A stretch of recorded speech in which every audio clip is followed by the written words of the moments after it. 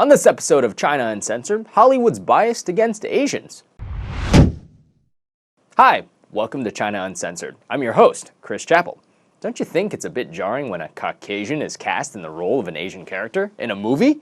And yet it happens all the time, and most people aren't even aware. I mean, how would you feel if an Asian actor took the role of a Caucasian? Don't you think it'd be a bit weird? Yes, I do. Alright, so Hollywood has made some, shall we say, interesting decisions when it comes to portraying Asians in movies. Granted, things have gotten better from the days of Peter Sellers playing Fu Manchu and Mickey Rooney playing Mr. Yunioshi in Breakfast at Tiffany's. Yes, that's a thing that happened. Asian actors and actresses are grossly underrepresented in movies, usually limited to supporting characters or extras. I'm sure you all remember Lee Clark-young, the much-beloved Star Wars character and only Asian guy to appear in any of the Star Wars movies. So the one Asian guy in Star Wars crashes. By the way, I'm pretty proud I knew his name.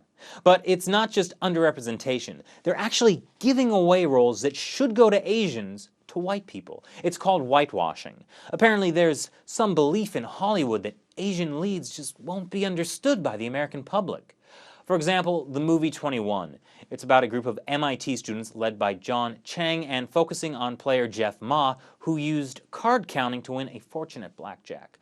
Card counting involves assigning a positive, negative, or zero value to each card value available. As cards are dealt, the count is changed based on their values, so high cards decrease the count and increase the percentage of low cards in the stack. Oh, I'm sorry, was that confusing? Okay, let me make it simpler. A group of MIT students led by Mickey Rosa, played by Kevin Spacey, and Ben Campbell, played by Jim Sturgis, use card counting to win at blackjack. Much simpler. I mean, that's crazy. That was a real story based on real people, and they just said, we don't want to cast Asians, just make them white. I mean, you might as well have a white guy play Genghis Khan. They shall die the slow death. What? Then there was the debacle of M. Night Shyamalan's take on Avatar: The Last Airbender. That was not only very, very terrible, but also all the characters in this distinctly Asian-influenced world were white, except the bad guys. Then there's Extraordinary Measures, Speed Racer, Dragon Ball Evolution, the upcoming movie based on the hit Japanese manga All You Need Is Kill, renamed Edge of Tomorrow and starring Tom Cruise and Emily Blunt, and even rumors that an upcoming live-action version of Akira, considered to be the pinnacle of Japanese animation, will have an all-white cast. And by no means is this limited to movies. Television is also a culprit, like Joss Whedon's Firefly. An amazing show in my opinion, but don't you think it's weird that in a distinctly Chinese-influenced setting, they decide they want to use the trappings of the culture, people kind of dress Asian sometimes and they're Asian-looking things, or even atrociously pronounced Chinese, but no Asian people. Actually, I believe there was an Asian prostitute in one shot somewhere. According to the movie database IMDb, only 1.8% of leading roles go to Asians. A little ironic since about 60% of the world's population is Asian. I mean, about a sixth are Chinese people living just in China. Oh my God. That means I'm a minority.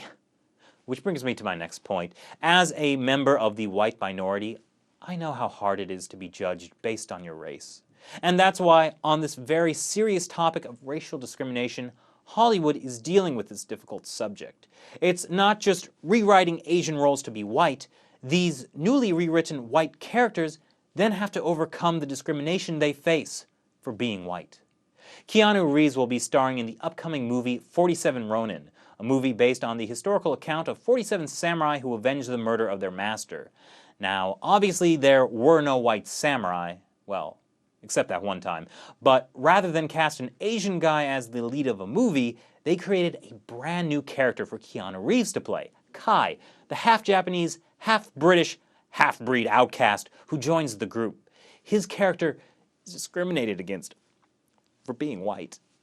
It's not really clear if there are now 48 Ronin or they got rid of one so they could fit in Keanu Reeves, but they did the same thing with the movie King of Fighters, rewriting a Japanese character as half-white and then having to deal with racial discrimination for being half-white. I mean, do you know what it feels like to not fit in just because of the color of your skin? To be discriminated against for just being yourself? It's so nice Hollywood is able to use its horrendous racial discrimination to tell the story of racial discrimination against whites. And of course, we have to throw a bunch of Oscars at movies like The Departed, a near shot-for-shot remake of Infernal Affairs, and keep your eye out for Oldboy, the Spike Lee remake of the Korean Bloody Revenge movie, now starring Josh Brolin.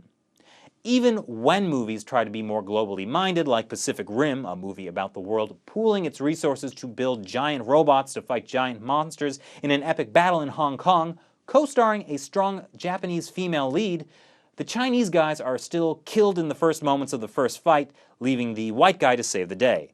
And the Japanese girl fall for him, a la Pocahontas, Avatar, Dancing with Wolves, The Last Samurai, Ferngully. Well, let's just say it happens a lot. But for now, it seems like Asians are stuck being extras in their own country.